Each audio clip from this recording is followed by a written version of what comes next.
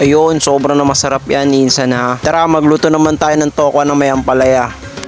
Ayan na, ito na nga yung mga ingredients natin na kailangan para sa ampalaya at tokwa. Syempre, nandyan ang kamatis, onion, garlic, at itong ampalaya natin. Tapos yung kaninang naprito na natin na tokwa. Bibilisan lang daw ni Insan kasi inspired nga daw siya kay Insan Mr. Nobody. Ayan, nalagay niya na nga yung onion, tapos ito garlic, tapos ginisa niya na rin yung tokwa dito.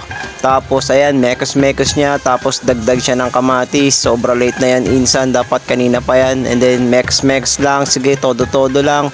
Yan na, halo-halo na lahat yan. Tapos nagmix muna siya dito ng water, toyo at oyster sauce, tsaka itong powder. Ang tawag nga dun sa powder na yun, cornstarch ata yun o harina. Basta ayan, tornado mix niya na. Sobra dami na yan, Insan, ikot-ikot yan ha. Okay, ayaw niya pa maghinto. Gustong-gusto pa niya mag-mekos talaga. Yan, si Insan ko na yan. Masipag talaga yan eh. Okay, dito naman, balik naman tayo dito sa ginisang tokwa niya. Tapos naglagay niya na nga, add niya na nga itong ang tawag nga ulit, ampalaya. Sorry. Yan, mekos niya rin. Sige, sorry na lang sila dyan. Halo-halo na sila.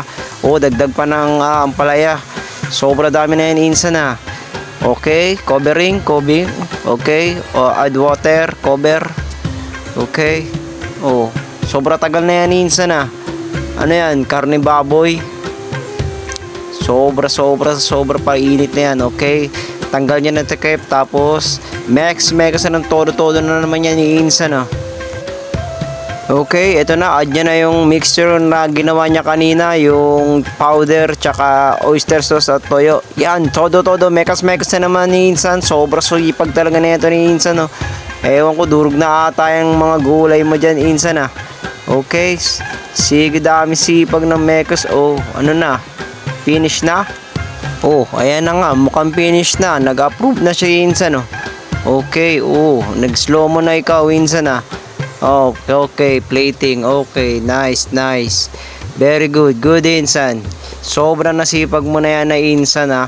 Business is good. Okay. Thank you for watching. Kain na kayo niyan, healthy.